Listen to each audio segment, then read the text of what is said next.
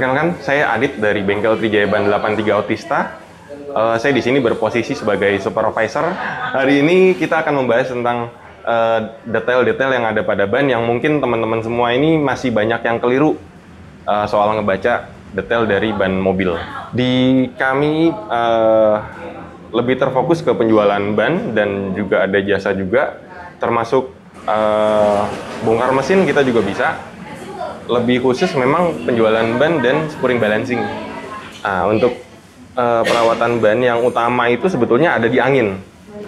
Angin ban itu paling enggak itu untuk angin bisa di 2 minggu sekali paling lamanya, atau kalau misalnya mobil jarang dipakai sebulan sekali, itu oke sih. Terus jangan terlalu tinggi dan jangan terlalu rendah, karena itu akan berefek ke umur ban juga. Gitu. Yang kedua tadi spring balancing. Yang ketiga sebisa mungkin parkir di tempat yang teduh. Atau kalau misalnya memang terpaksa di tempat yang panas, kita bisa akalin pakai semir ban. Semir ban itu pun jangan diolesnya itu di tapak bannya, nanti bisa licin. Lebih baik di dinding sampingnya atau di sidewall-nya. Itu supaya si karetnya itu tidak terkena sinar matahari langsung yang bisa membuat karet bannya kering. Gitu. Tapi emang berapa lama itu mas mobil atau dinding ban itu jadi kering kalau kena matahari? Nggak langsung tapi kan? Nggak langsung, memang nggak langsung. Cuman kalau dalam prosesnya gini, misalnya ban itu seharusnya bisa sampai 8 tahun dengan kilometer yang rendah ya, misalnya 8 tahun. Tapi kalau kena sinar matahari, 3 tahun itu sudah mulai kering biasanya. Sudah mulai kelihatan retak-retaknya. Apa yang terjadi kalau bannya udah kering? Kalau bannya sudah kering, resikonya adalah yang pertama gripnya pasti kurang. Kalau daya cengkeramnya kurang, resiko pada saat pengendalian pertama di jalan panas, terus di jalan basah itu sangat berisiko. Gitu, bisa terjadi slip kalau jalan basah. Kalau di jalan panas misalnya dipakai terus-terusan, si karet itu udah nggak bisa nahan panas dari kondisi ban dan jalan, itu ya resiko terberatnya pecah. Tadi kan Mas saya bilang kalau misalkan ban dijemur itu baiknya disemir. Nah, tapi banyak juga yang takut untuk disemir karena semir itu bisa bikin retak gitu.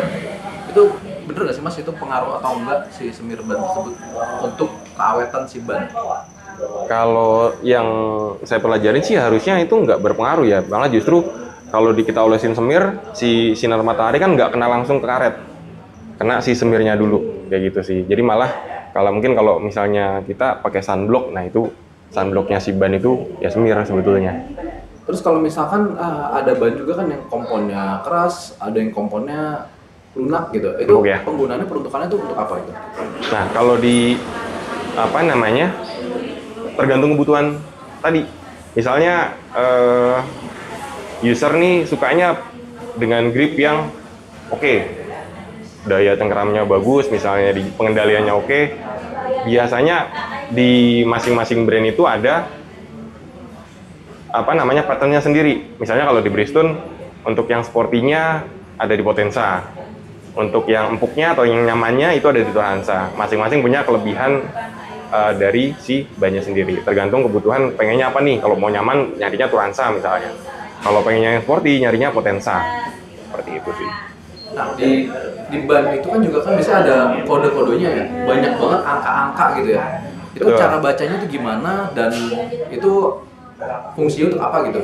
Angka-angkanya contoh satu-satu yang mungkin bisa kita breakdown ya. Oke, nanti pertama kalau dari ban yang pada umumnya itu biasanya ada beberapa tulisan ya. Yang pertama kalau cara lihat ukurannya, kita ambil contoh 205/65 R15 misalnya. 205 itu lebar si penampang bannya. Atau ada yang lebar tapak ban juga bisa. Cuman yang betul itu lebar penampang sebetulnya kalau setahu saya. Terus 65 itu dia rasio 65% dari si lebar jadinya ke tinggi. tinggi si bannya. Lalu R di sini adalah radial sebetulnya, bukan ring. Mungkin teman-teman taunya itu ring, sebetulnya ring atau rim, sebetulnya itu radial. Radial itu apa namanya? Jenis bannya radial. Ada bias juga soalnya di situ. Gitu. Lalu 15 itu diameter velg. Diameter velgnya 15. Dan bisa aja gitu apa namanya, misalkan 265 per 65 bukan R tapi B gitu dia. Bukan.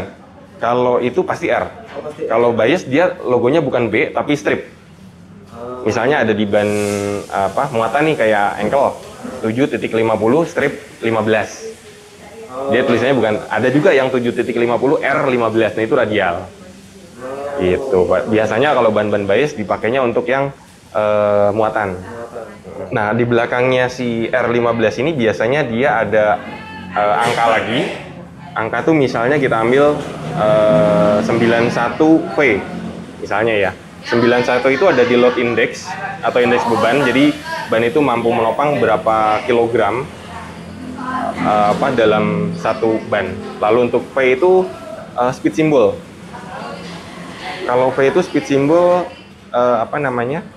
mobil ini atau ban ini bisa menempuh maksimal di 240 km per jam. Nanti ada lagi, ada H itu 210 km per jam, lalu ada S dan T gitu. Seperti itu. Lalu untuk tahun produksi itu bisa juga dilihat di ban, dan di ban itu sebetulnya tidak ada kadaluarsa. Adanya tahun produksi yang tercantum di situ.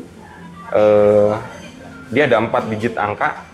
2 angka depan itu adalah minggu produksi, minggu ke 26 misalnya.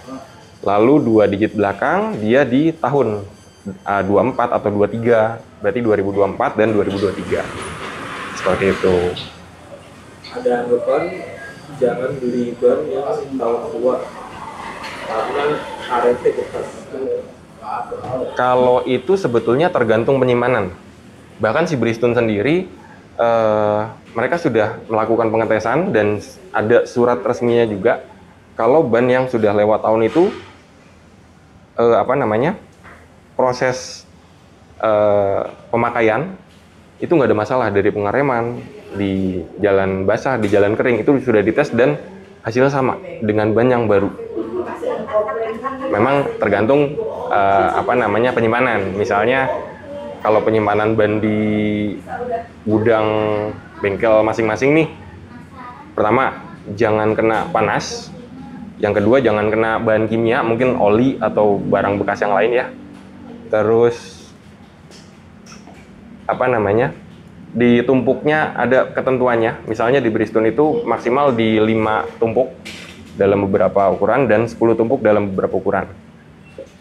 Itu harusnya sih nggak ada masalah, karena sudah dilakukan pengetesan sendiri di Bridgestone.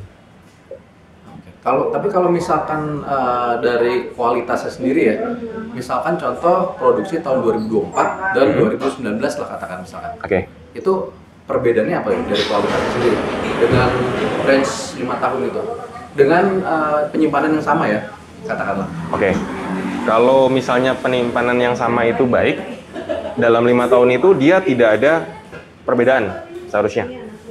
Cuman yang beda itu biasanya garansi pabrik. Karena garansi pabrik kalau di Bridgestone itu 5 tahun dari tahun produksi. Nanti kalau misalnya sudah lewat 5 tahun, ban itu ada masalah, itu tidak bisa diklaim ke pabrik. Seperti itu sih. Berarti secara penggunaan itu nggak ada perbedaan sama sekali ya? Kayak Overall, misalkan komponennya jadi lebih keras atau gimana gitu nggak ya? Selama penyimpanannya baik, nggak ada masalah. Nggak ada masalah. Nggak ada masalah. Terus kalau misalkan ban sendiri ya, itu umumnya kalau misalkan kita pakai daily ya, itu bisa dipakai itu berapa lama, berapa tahun gitu? Kalau berapa tahunnya sebetulnya tergantung pemakaian. Rata-rata ban itu biasanya di 50.000 kilo. 50.000 kilo? Yes, 50.000 kilo misalnya di harian mungkin ada di 3-4 tahun ya. 3-4 tahun, itu pun tergantung lagi nih dari perawatan. Perawatan bannya dari angin, spring balancing, lalu tempat penyimpanan bannya misalnya. Itu juga pengaruh, karena pernah saya dapetin juga di kami itu sampai di 120.000 kilo baru ganti ban. 120.000 baru ganti ban. Memang perawatannya bagus, angin dan spring balancing tadi. Lalu pada saat itu memang kondisi mobilnya baru, jadi kaki-kakinya masih oke semua. Itu juga pengaruh ke umur ban. Mas, bener nggak kondisi jalan mempengaruhi umur ban? Contoh, sering lewat jalan tol, bikin ban cepat haus. Iya, betul. Jadi kalau yang saya tahu, memang ada beberapa tipe ban yang kurang cocok dengan ban aspal. Dengan ban beton, jalan beton ya. Biasanya kalau dipakai kelamaan, dia bukannya bannya itu habis. Cuman kalau dilihat tapaknya itu kayak grepes ya, mungkin orang bilang ya. Atau kalau bahasa banyak tuh tread chipping namanya. Tread chipping. Jadi si treadnya itu kayak di cakar-cakar gitu kan. Gitu. Mungkin teman-teman juga bisa pernah ngedapetin kalau ban itu posisinya ausnya sebelah, kemakannya nggak rata gitu. Misalnya bagian dalamnya aja tipis, tapi bagian luarnya masih tebel. Nah itu biasanya disebabkan oleh pertama sporingnya bisa telat, yang kedua kaki-kaki memang ada yang bermasalah. Terus dari dua ini memang sangat berpengaruh pada umur ban. Makanya dilakukan kalau bisa sporing balancing itu di 10.000 kilo biasanya. Oke, sporing dan balancing. Untuk sporing itu pada dasarnya penyelarasan kaki-kaki pada roda mobil ya. Jadi mungkin kalau pernah dirasa kayak setirnya ngebuang atau setirnya miring atau bannya nih kemakan sebelah, nah itu fungsi dari sporing itu supaya benar-benar lurus. Dan kalau untuk balancing, fungsinya sendiri adalah untuk menentukan si velg atau roda biar berputarnya itu sempurna. Jadi kita tentukan titik berat dan titik keringannya. Untuk titik keringan mungkin kita bisa tambahkan, biasanya kalau di kami pakai timah yang ditempel, dan itu benar-benar supaya putarannya sempurna. Untuk balancing, fungsinya biasanya kalau dipakai dalam sehari-hari itu kalau dirasa getar, nah itu balancing. Dan kalau untuk sporing balancing, yang pertama kalau untuk perawatan itu biasanya per 10.000 kilo, atau kalau di kita biasa 6 sampai 8 bulan sekali. Atau kalau dirasa memang di kendaraannya itu sudah nggak nyaman, itu wajib dilakukan sporing balancing. Nggak nyaman itu seperti apa kalau misalnya kita ngerasain ya? Biasanya kalau yang tadi, kalau sporing itu misalnya setirnya miring, atau ketika dilepas nih, tahu-tahu mobil belok sendiri ke kiri atau ke kanan, nah itu perlunya sporing. Kalau yang dirasa getar, misalnya di kecepatan tertentu ya, kayak 80 nih, itu getar, itu baru dilakukan balancing. Pun kalau balancing terbagi dua lagi, ada yang getar kecepatan tinggi, nah itu dilakukan finishing balance namanya. Finishing balance itu dia memang proses balancing untuk kecepatan di atas 100 km per jam.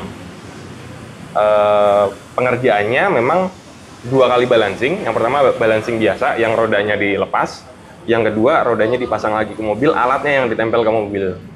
Itu finishing balance. Jadi kalau misalnya teman-teman mau main ke Trijaya Ban, bisa ke, kalau kita ini yang di Otista, Jalan Otista Raya nomor 83. Lalu di cabang kita juga ada di beberapa tempat, pertama di Trijaya Ban Bekasi, Trijaya Ban Tambun, Trijaya Ban Cibubur, sama Trijaya Ban Cibinong. Atau kalau mau chat by WhatsApp juga bisa di 0822 1000 8383. Sosial media ada di Instagram Trijaya Ban _83. Lalu Facebooknya juga sama, Trijaya Ban 83.